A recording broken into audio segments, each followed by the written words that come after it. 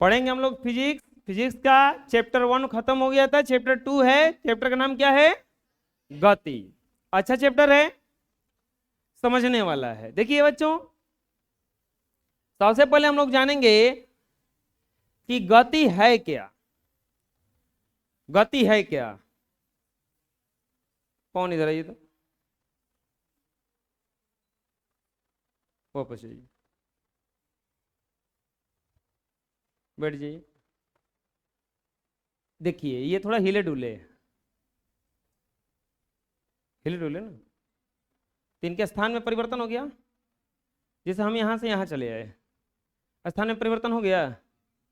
तो जब किसी वस्तु का समय के साथ स्थान में परिवर्तन हो जाए, जैसे आप लोग बैठे हैं, आप लोग गति में हैं कि नहीं है? नहीं है। कहाँ गति में है? जहां है वहीं से है। हम यहां से यहां आ गए, परिवर्तन हो गया। तो यदि किसी वस्तु का समय के साथ स्थान में परिवर्तन हो जाता है तो उसी परिवर्तन को गति कहा जाता है। गति समझ में क्या है? परिवर्तन होना चाहिए, समय के साथ क्या होना चाहिए? परिवर्तन होना चाहिए। यदि किसी वस्तु की स्थिति और स्थान प्रत्येक क्षण एक निश्चित बिंदु से समय के साथ बदलता है, उसे ही क्या कहते हैं? गति कहते हैं। कि निश्चित बिंदु से समय के साथ, साइकिल चलाते हैं गति में हो जाता है वो, एरोप्लेन उड़ता है गति में। ये लोग देखो साइकिल चला रहा है, चलता हुआ बस, नाचती हुई लड़की, उड़ती हुई चिड़िया, चलती हुई रेलगाड़ी, ये सब क्या है? गति में है। कुछ भी चीज चल रहा है तो गति में है।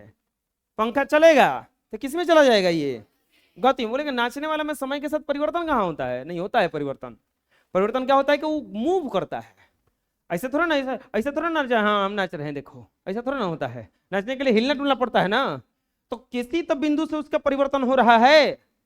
इसमें क्या करता है? रोटेट करता है। वृत्तीय गति है कि गोल गोल घूमता है, ये कहीं जा नहीं रहा है, लेकिन इस बिंदु के सापेक्ष ये वाला रहना भाग गया कि नहीं भाग गया?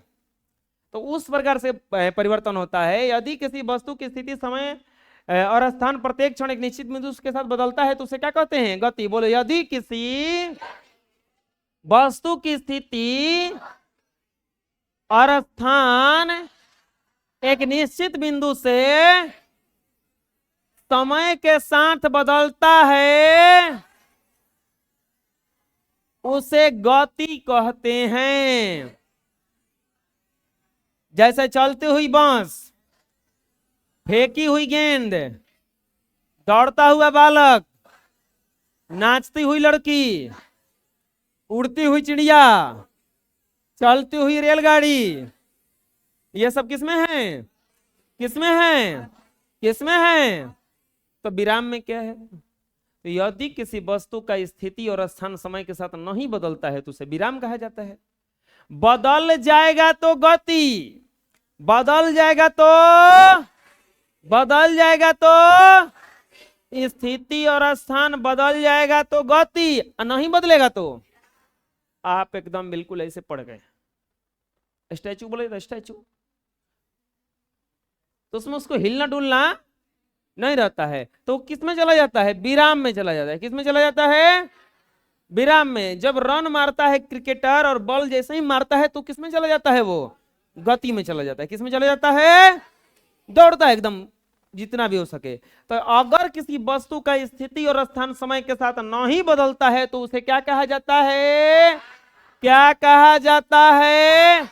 यदि किसी वस्तु का स्थिति और स्थान निश्चित समय की अपेक्षा समय के साथ नहीं बदलता है उसे विराम कहा जाता है। अगर बदल जाएगा तो गति, नहीं बदलेगा तो, नहीं बदलेगा तो, नहीं बदलेगा तो।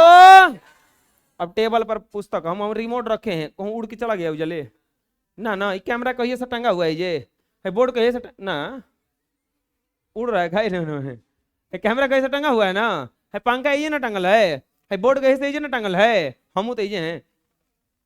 दीवार पर टंगी हुई तस्वीर, ये तस्वीर टंगा हुआ है, ये उड़ रहा है, जल रहा है, कहीं कहाँ गया हो? हाँ ये सब तस्वीर टंगा हुआ है ना। एक ट्रेन खड़ा है तो ये गति में है कि नहीं है? गति में कहाँ है रे? हम बोल रहे हैं ट्रेन खड़ा है तो गति में है, चलेगा तब ना। ऑफिस में रुक के जाना, हाँ तू ही ना बोला है, रुक के जाना, तुमको पनिशमेंट मिलेगा। बोलो, यदि किसी वस्तु की स्थिति किसी निश्चित बिंदु की अपेक्षा समय के साथ नहीं बदलता है तो उसे विराम कहा जाता है। गांव देहात में बेराम कहा जाता है, गो कि बेराम बड़न बीमार के, तो बीमार ना कहे वाला तो कहना बेराम बड़न, बुझा रहे ना। तो उसको समझाना है कि बेराम मतलब कि विराम होता है, उसका स्थिति और स्थान समय के साथ नहीं बदल रहा है, तो उसे क्या कहा जाता है? विराम कहा जाता है। बात समझ में आ रहा है? जैसे टेबल पर रखी हुई पुस्तक, दीवार पर टंगी हुई, स्टेशन पर खड़ी ट्रेन, ये सब विरामावस्था में, किस अवस्था में है? चलो बताओ, हम गति की अवस्था में है कि विरामावस्था में है? क्या बोले हो? हम गति की अवस्था में है, क्या बोले हो? बुझा रहे ना? हाँ, ऐसे ही बुझाना चाहिए। गति के प्रकार, गति कितने प्रकार से होता है? गति एगो होता है एकदम सीधा चलेगा, कहाँ चलेगा? कहाँ चलेगा? सरल रैखिक गति कहा जाता है उसको। कहाँ का क्या कहा जाता है? एक गोल गोल घूमेगा। कैसे घूमेगा? क्या हुआ? बता रहे तू लोग भी? क्या ओ, हम सोचे कि क्या हो गया। एक वैसे बोलो, ऐसे हाथ करो, सीधा चलेगा। कैसे चलेगा? सीधा। गोल गोल घूमेगा। कैसे? जिसका हाथ है घुमाओ। कैसे घूमेगा? गोल गोल। कोई मुंह पे मत मार देना, गोल गोल घूमेगा। अहो बबुआ, झूलुआ देखे हो? झूलुआ हेने जाता है हेने आता है, उहो एगो गति है ना है? सिलाई मशीन के सुई देखे हो? उहो एगो गति है। गति चार प्रकार का। कितने प्रकार का? सरल रैखिक गति। सरल रैखिक मतलब सीधा चलेगा। अच्छा बताओ, हम हाई चलते हैं पोडियम पे, तो सीधा चलते हैं कि एने ओने चलते हैं? सीधे ना चलते हैं। एने ओने चलेंगे तो हॉस्पिटल जाना पड़ेगा। नहीं, वृत्तीय गति, गोल गोल घूमेगा तो, गोल गोल घूमेगा तो, गोल गोल घूमेगा तो, गोल गोल घूमेगा तो सावन में झुलुआ झूलते होंगे। दोलन गति है। कौन गति है? ऐसा हाथ करो। चलो बताना, हम ऐसे बताते हैं। एक ऐसे ऐसे होता है, देखो गति ऐसे, ऐसे जाएगा फिर घूम के वापस आएगा, ऐसे जाएगा फिर घूम के वापस आएगा, ऐसे जाएगा फिर घूम के वापस। ये लास्ट वाला है आवर्त गति। क्या है? चलो हम इशारा करेंगे, तू लोग बोलना।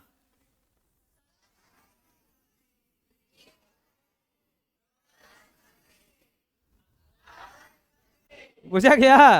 अरे बोलो। हाँ, ऐसा ही बुझाना चाहिए। बुझा रहा है ना? सरल रैखिक गति क्या है, समझो। अरे वाह, ये देखो, ये भी काम कर रहे हैं। ओ देखो, ये फट रहा है पहले ही। हाँ, कहाँ थे हम? जब कोई वस्तु किसी सीधी सरल रेखा पर गतिशील हो तब वस्तु की गति सरल रेखीय गति कहलाती है। सीधा सीधा चलेंगे तो कौन सा गति? सीधा सीधा चलेंगे तो भाई बल्लेबाजवा भागता है तो कबो सीधे भागता है, सीधे भागता है। इतना टेढ़ भागेगा तो आउट हो जाएगा, मूर्ख लड़का है। अब उतना का वो रस्सी बन के दौड़ रहा है।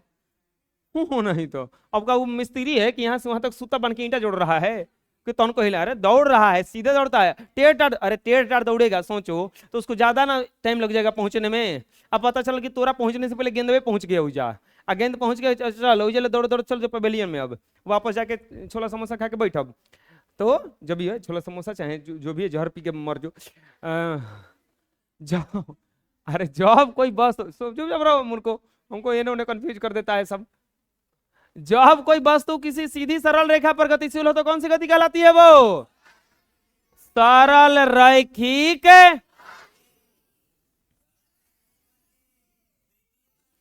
वृत्तीय गति। वृत्तीय गति। पढ़ देनी, याद के लिए पढ़ा सन सरल रखे के बाद वृत्तीय बोले के बाद हो जैसा वही तो कहनी वृत्तीय गति हम है घुमा देनी फिर देना।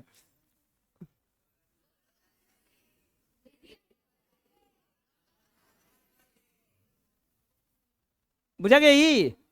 अरे सरल रेखा गति समझ में आ गया?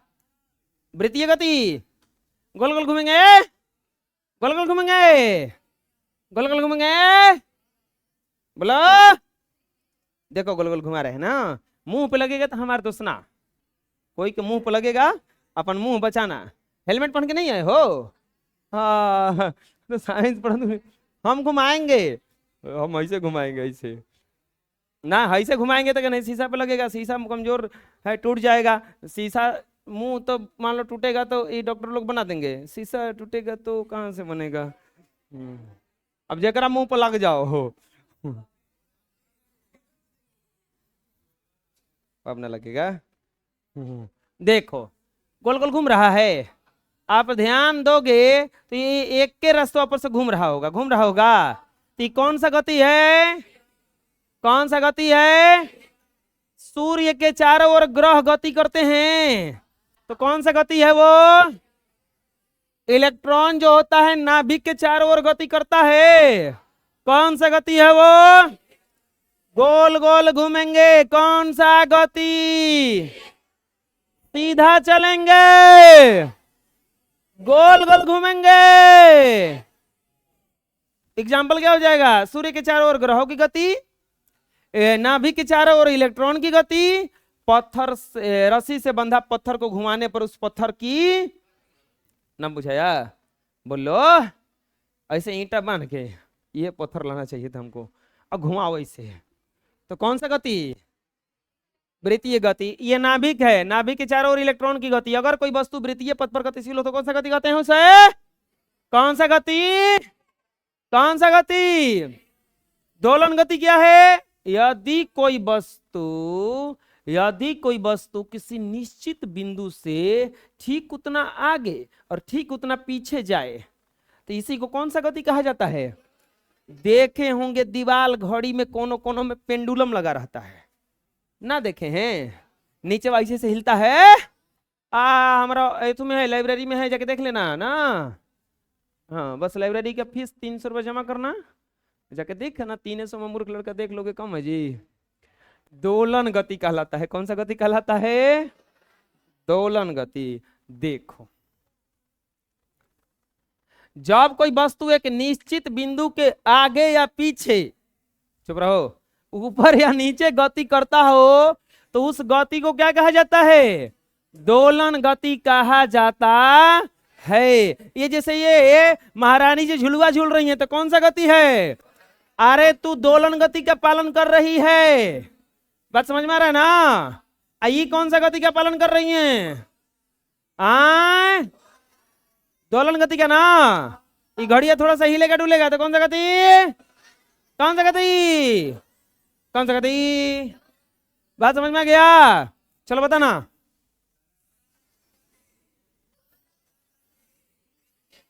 बुझा गया? अब आता है आवर्त गति। आवर्त गति में कोई एक ही बिंदु के सापेक्ष उतने समय तक वो नीचे आगे जाएगा, उतने ही समय तक क्या आ जाएगा? पीछे आ जाएगा। कभी सिलाई मशीन में अंदरवा देखोगे तो चलता रहता है घड़ारी जैसा, मशीन उसीन खोलोगे तो उसमें वो रहता है 10 उसकी इंजन रहता है ना, जो 10 का 8 का इंजन, उसको कभी खोलोगे, खोलना मत कभी, नहीं तो झूठो के अरे मत खोलना, तो लोग बिगाड़ दोगे। और तू लोगों से एगो तो एगो पंखा को चाहिए, कॉल खुलबे ना करेगा, मशीन खोलेगा सब। पंखा मत खोल देना, मूर्ख लड़का, ढेर महंगा आता है। अगर कोई वस्तु अपने गति के क्रम में, सुनो, किसी निश्चित बिंदु को निश्चित समय अंतराल पर बार बार दोहराती है तो इसे आवर्त गति कहते हैं, जिसे सिलाई मशीन की सुई की गति। सिलाई मशीन की सुइया बस एक निश्चित बिंदु से घूमता रहता है, बस घूमता रहता है। तो इसी को कौन सा गति कहा जाता है? आवर्त गति। क्या कहा जाता है? क्या कहा जाता है? क्या कहा जाता है? क्या कहा जाता है? गति कितने प्रकार का पढ़े हम लोग? ये गलती नंबरिंग में दिया हुआ का ना, हाँ 3 3 2 बार आ गया ना, जो टाइपिंग किया है ना उसको गिनती नहीं आता होगा, इसीलिए ऐसा हुआ है। ठीक है, आवर्त गति कहा जाता है। क्या कहा जाता है? कई प्रकार की गति पढ़े हम लोग? अभी तक हम लोग 3 को चीज पढ़े। पहला पढ़े गति, कोई वस्तु समय के साथ अपना स्थान बदल ले, समय के साथ स्थान बदल ले। अच्छा अब बताओ, समय के साथ स्थान बदले तो गति कहलाता है। कोई आदमी सोया हुआ था, वो गति में है कि नहीं है? सोए सोए मर गया, अब वो गति में है कि नहीं है? प्राण तो गया ना उसका कहीं ना कहीं, तो कहा गति में है? आए नहीं, विज्ञान बड़ा खतरनाक है। विज्ञान कभी कभी लॉजिक पे काम करने लगता है। हम पढ़ाएंगे को तुम लोग को चैप्टर कार्य और ऊर्जा, तो उसमें विज्ञान कार्य कब कहता है? कार्य तभी होता है जब बल और विस्थापन लगे। विस्थापन मतलब एजा से हम हिल के हेजा आ गए तो कुछ काम किए, ना तो एजे बैठ के खाली काम कर रहे हैं तो कोई काम नहीं किए। जैसे अगर कोई कंप्यूटर पर बैठ के काम कर रहा है वो तो हिलेगा डुलेगा नहीं। मजदूर लोग तो काम करते हैं, हिलते डुलते रहते हैं, तो मजदूर के काम को गिनेगा विज्ञान कि हाँ ये काम किया। और कोई कंप्यूटर पर बैठ के काम कर रहा है तो वो कहाँ जाएगा उड़ उड़ के? वो का पूरा डेस्कटॉप उठा के टेबल उठा के कपार पे लेके घूमेगा कि काम कर रहे हैं? ऐसा ना करेगा तो ओकरा के विज्ञान कहेगा कि नहीं, क्योंकि कार्य W बराबर होता है सूत्र Fs। ठीक है, बल गुना विस्थापन, एस का मतलब डिस्प्लेसमेंट, डिस्प्लेसमेंट मतलब कि हिलना डुलना। अगर वो हिला ही डुला ही नहीं तो ये 0 हो गया, तो W बराबर F गुना 0, F गुना 0 यानी कि 0 यानी कि काम कुछ किए ही नहीं। जाइए सैलरी किसान, बुझा गया? तो कुछ कुछ आप समझ लो कि विज्ञान कहीं कहीं बहुत गड़बड़ करता है, बुझा रहे ना? तो चलो चलो, बहुत सारा बहुत कुछ अच्छा भी करता है, थोड़ा मोड़ा गड़बड़ चलता है, ऐसे बुझा रहे ना, लॉजिक भी चलता है। आवर्त गति समझ में गया? बोलो, कस के बोलो। गति के वर्णन के लिए क्या क्या चीज का निर्धारण हम लोगों को जरूरत पड़ता है? तो गति के वर्णन के लिए हमें निश्चित बिंदु। अच्छा कैसे जान पाएंगे? आप कभी बस में यात्रा किए हैं? आप बस में यात्रा किए होंगे तो बसवा से बहरिया झांके हैं? आए झांके होंगे तो आपको लगता होगा कि बांसवा रुकल है। अच्छा कब किया होगा तब ना, आ किया भी होगा तो झांका होगा तब ना कह दिया फट देनी। कब बस में बैठे के कबो मोसर बा, हाँ ट्रेन में बैठा है, ट्रेनवा में से झांकने पर लगता है पेड़वा भाग रहा है ना, और ट्रेनवा रुका हुआ है। कभी स्टेशन पे तुम बैठोगे ट्रेन पे, स्टेशनिया पे दोसर ट्रेनवा चलने लगेगा तो लगता कि अपने ट्रेन में चलने लगा, ऐसा भी लगता है। तो बैठा होगा देखा होगा तब, अब नहीं बैठा होगा तो हाँ हाँ भले कह लो। अरे ये प्रैक्टिकल का चीज है, पहुंचोगे तब ना समझ में आएगा। अच्छा आएगा समय, उस समय याद करना कि हाँ 9 क्लास में सर जी बतेले नहीं ट्रेनवा में झांक के देखी ना। अब ही मत करना कि जाना सही है सूत जाना,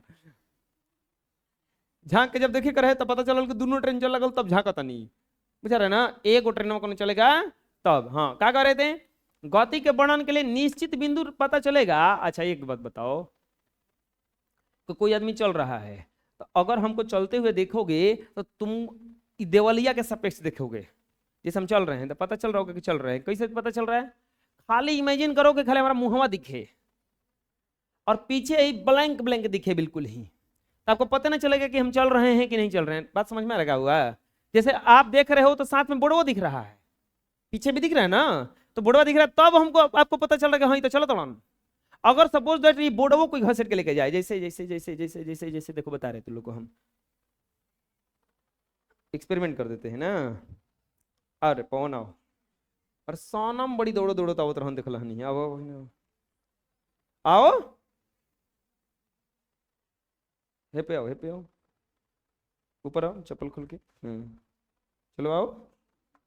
हाँ तुम ऐसे पकड़ो, हाँ इतने पे, बस बस बस तुम ऐसे पकड़ो इन्हें आके। हम जैसे जैसे चलेंगे तू लोग भी चलना ना, और तू लोग मछिया पे तकना, हमारे मुंह हवा पखले चलो। हाँ देखो, अरे ऊपर उठाओ, हाँ हाँ हाँ चलो। अरे लग रहा है कि चल रहे हैं, हाँ कह रहा है, अरे हटाओ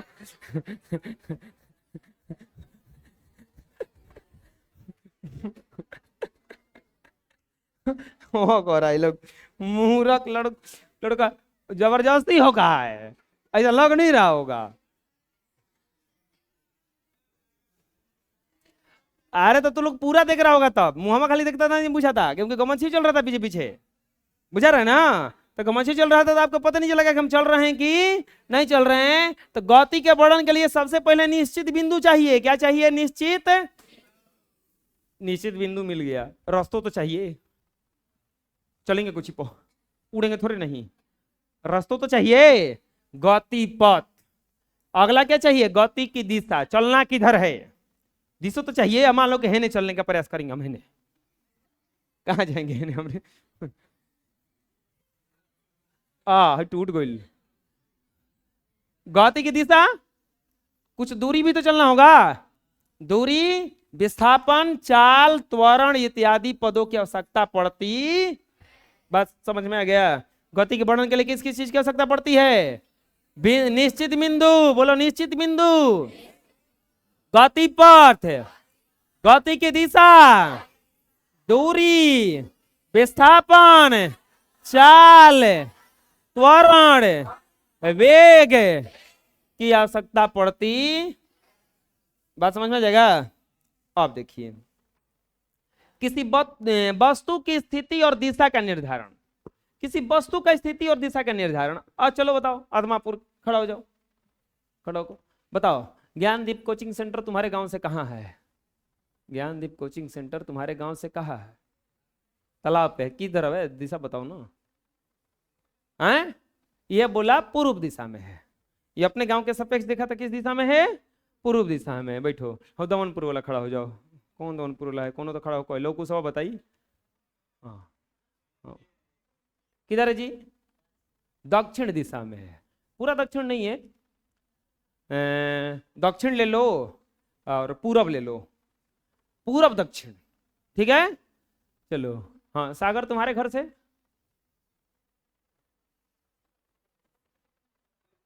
उत्तर दिशा में है, ठीक है।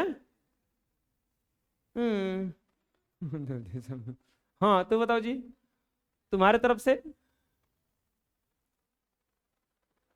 पश्चिम।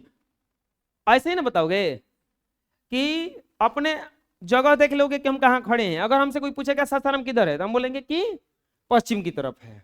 बोलेंगे डिहरी किधर है तो क्या बोलेगे यार? पूरब की तरफ है। चले जाइए 18 किलोमीटर दूर पूरब, ऐसे नहीं बोलोगे। बांसा से कोई पूछेगा कि बांसा से ज्ञानदीप कोचिंग सेंटर कहाँ है तो बोलेगे 1 किलोमीटर चले जाइए, 1 किलोमीटर दूर वहां पे जाइएगा तो वेलफेयर में बिल्डिंग दिखेगा, उसी में सब है ना, एड्रेस है ये, ठीक है। बहुत बढ़िया पढ़ाई होता है, आ जाना है ना। अपने से अपने नहीं कर रहे हैं, लेकिन सब कहता है, ठीक है। अरे मत आना, हम कोई दिक्कत नहीं है, मतलब थोड़ा सा जरूरी है ना। हाँ, वस्तु की स्थिति और दिशा का निर्धारण दो तरीकों से किया जाता है, एक कार्तीय अक्ष विधि और एक भौगोलिक अक्ष विधि। अभी जो आप लोग बता रहे थे कि पूरब में है, उत्तर में है, दक्षिण में है, ये भौगोलिक अक्ष विधि था। कौन सा विधि था? कार्तीय अक्ष विधि क्या है? एरोप्लेन उड़ता है, एरोप्लेन, तो एरोप्लेन उड़ता है तो ऊपर दिशा नहीं दिखता है। आप आसमान में चले जाओ तो कुछ किधर कुछ दिखेगा नहीं, ब्लैंक दिखेगा, बिल्कुल ही खाली दिखेगा, चारों तरफ एक जैसा दिखेगा। तो वो लोग कैसे चलता है? ऑर्डिनेट से चलता है, निर्देशांक से चलता है। उन लोग को डिग्री दिया जाता है, इतना डिग्री एंगल पर घुमाओ तुम प्लेन पहुंच जाएगा तुम्हारा प्लेन। बात समझ में रहे? अगर कहीं सिग्नल टूट गया तो समझ लो कहां जाएगा कोनो ठीक नहीं है। तो किसी भी वस्तु और स्थिति की दिशा का निर्धारण करने के लिए कितना विधि है? दो को विधि है। कौ को विधि है? दो को विधि है, कार्तीय अक्ष विधि, भौगोलिक अक्ष विधि। कार्तीय अक्ष विधि, भौगोलिक अक्ष विधि। कार्तीय अक्ष विधि क्या है? आप ग्राफ जब पढ़िएगा तो ऐसे खींचिएगा, X x dash, Y Y dash, और इसका निर्देशांक कुछ दे दीजिएगा, कुछ निर्देशांक दे दीजिए। यहां पर ये 1 2 3 4 ऐसे दर्शा दिया जाता है, 1 2 3 4। तो ये ऑर्डिनेट दिया जाता है, ये ऑर्डिनेट दिया जाता है कि किस तरफ आपको जाना है। तो इसको कहा जाता है कार्तीय अक्ष विधि। अगर हम साफ लिख देंगे उत्तर, दक्षिण, पूरब, पश्चिम, तो इसको कहा जाता है भौगोलिक अक्ष विधि। क्या कहा जाता है? भौगोलिक अक्ष विधि। कार्तीय अक्ष विधि में किसी वस्तु की स्थिति को दर्शाने के लिए एक मूल बिंदु दिया जाता है, ओ से दो लंबवत रेखाएं खींची जाती है, ओ से होकर गुजरने वाली क्षैतिज रेखा को x dash O x dash है, क्या है देखिए, एक्स डैश एक्स, बीच में ओ ओरिजिन मूल बिंदु रहता है, ये वाई वो वाई डैश है ना, लिया जाता है। एक्स ओ एक्स डैश को एक्स अक्ष और वाई ओ डैश को क्या कहा जाता है? वाई अक्ष। चलो बताओ, किसी वस्तु की स्थिति को दर्शाने के लिए क्या को विधि है? बस के बोलो, सीधा बैठो नहीं तो खड़ा करा देंगे। कौ को विधि है? कौ को विधि है? कौन कौन विधि है? कार्तीय अक्ष और भौगोलिक अक्ष। कार्तीय अक्ष और कार्तीय और भौगोलिक। कार्तीय और कार्तीय अक्ष कैसे खींचा जाता है? एक मूल बिंदु लिया जाता है, मूल बिंदु से दो को लंबवत रेखाएं खींची जाती है, एक का नाम है एक्स ओ एक्स डैश, एक का नाम है वाई ओ, इसको कहा जाता है एक्स अक्ष। गर्मी लग रहा होगा तो पंखा चला सकते हो। इसको कहा जाता है एक्स अक्ष और इसको क्या कहा जाता है? वाई अक्ष। क्या कहा जाता है उसको? वाई अक्ष। ये आपका कार्तीय अक्ष विधि में दर्शाने का तरीका है, दर्शाने का तरीका है। कार्तीय अक्ष विधि समझ में आ जाएगा ना? एक क्वेश्चन आ गया कि एक वस्तु ए की स्थिति दर्शाएं यदि वस्तु एक अक्ष पर मूल बिंदु से 4.5 मीटर की दूरी पर हो। देखो आ गया प्रश्न कि एक वस्तु ए की स्थिति दर्शाइए यदि वस्तु एक अक्ष पर मूल बिंदु से 4.5 मीटर दूरी पर हो। यह दर्शाना है ना बबुआ? कौन से अक्ष पे दर्शाना है बोलो? ये हो गया वाई अक्ष और ये हो गया, यहां पर क्या रहता है? मूल बिंदु। यहां पे एक्स होता है, इधर क्या होता है? एक्स डैश, ये वाई, और इधर क्या होता है? हो कस के बोलो। अब देखो कितना दूरी दर्शाना है बबुआ? 4.5। कितना दर्शाना है? आपको बराबर बराबर अंतराल पे बिंदु लेना है। तो आपको एकदम बराबर बराबर 1 2 3 4 5 6 चारों तरफ खींच लो। 1 2 3 4 1 2 3 4 5 6 1 2 3 4 काफी है इतना। आप इसको लिख लो पहले 1 2 3 4 5 6 1 2 3 4 5 1 2 3 4 5 6 1 2 3 4। नीचवा माइनस होता है या हेनिया माइनस होता है।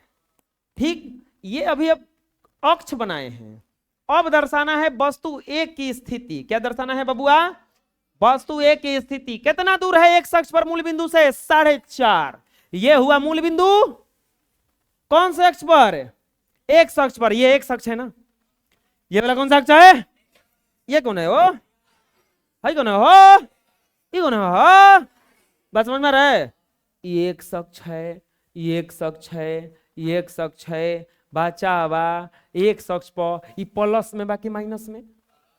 जब कुछ ना रहेला तो प्लस रहेला, धनात्मक संख्या कहल जाला। बुझा गई? कुछ ना रहेला तो कौन सा संख्या? इसको डिटेल्स में 6 क्लास में हम पढ़ाते हैं। 6 क्लास का टाइम है 4 बजे से 6 बजे तक। ठीक है? अगर आप लोग तो मान लीजिए कि बहुत आगे निकल गए, अगर आपके घर में चाहे अगल बगल में कोई बच्चे होंगे तो उनको भेज देना है। ठीक है? तू लोग का करने आएगा अब। 4.5 है ये ना आई हो तो यह तो है हो गल बन गल ना बुझाइल। अरे ऐसा घींच के या देखना है कि 4.5 कहाँ आएगा तो बोलो 4.5 है किस आएगा? अरे 4 और 5 के बीच में 4.5 आई रे। दिक्कत है? एक बिंदु एक वस्तु एक वस्तु P की स्थिति दर्शाएं जो y अक्ष पर मूल बिंदु से 3 मीटर की दूरी पर हो। चलो बनाओ तो इसको अपने से।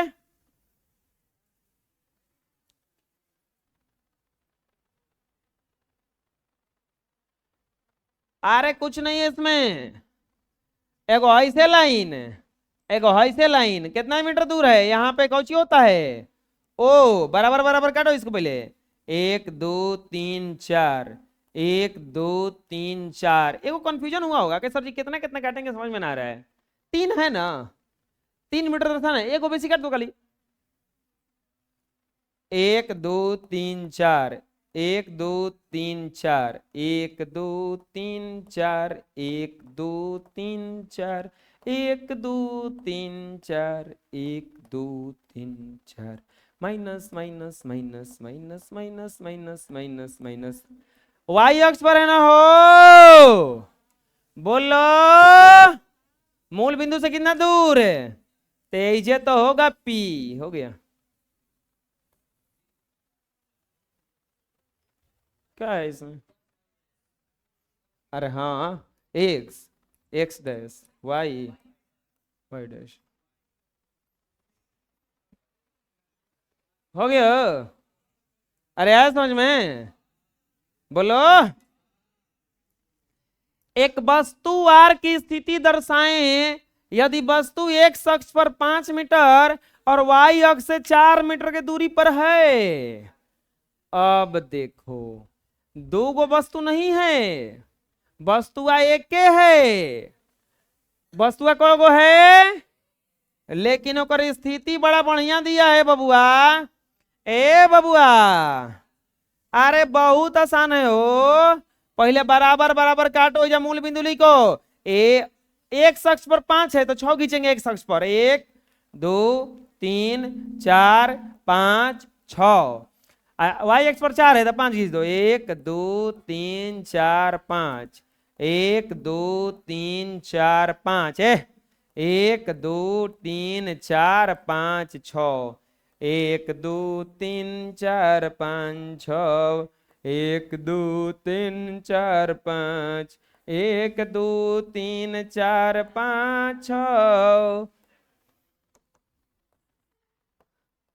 1 2 3 4 5। यहाँ ऋणात्मक चिन्ह होता है, यहाँ पे ऋणात्मक धन ऋण का चिन्ह होता है। आओ बबुआ, एक अक्ष पर कितना दूर है, 5।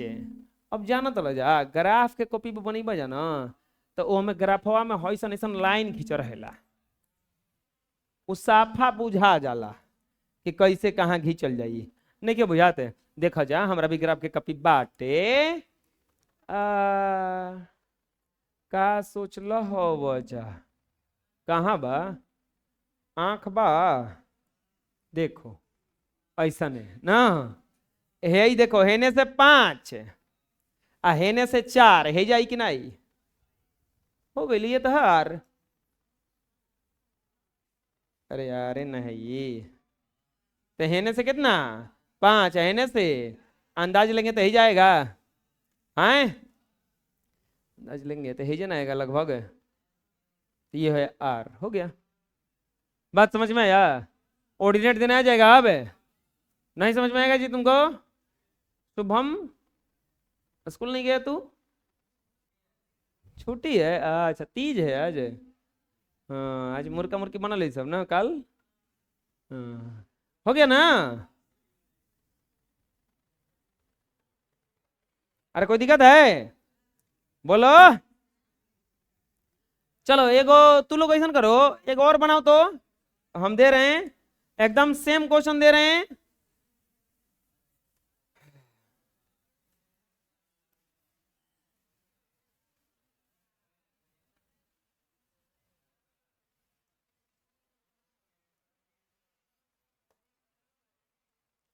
हाई एक शख्स पर मान लो 3 मीटर पर है, हाई 4 मीटर पे है,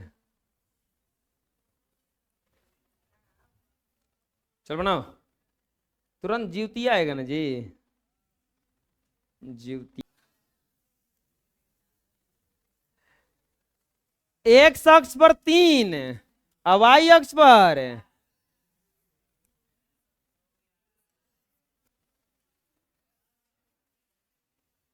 बुझाया, आ जाएगा दर्शाने, कार्तीय अक्ष विधि समझ में आ गया। गति, वस्तु स्थिति बदलेगा समय के साथ, तो गति में नहीं बदलेगा तो गति कितने प्रकार का होता है? कितने प्रकार का? ऐसा हाथ दिखाओ। 4 प्रकार का। तो हाथ नहीं है। क प्रकार का? अब पढ़ेंगे हम लोग भौगोलिक अक्ष। कौन सा अक्ष? भौगोलिक अक्ष।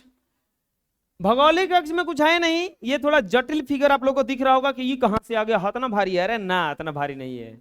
मूल बिंदु से दिशाओं जैसे पूरब, पश्चिम, उत्तर, दक्षिण के साथ दर्शाए जाने वाली गति को भौगोलिक अक्ष विधि कहते।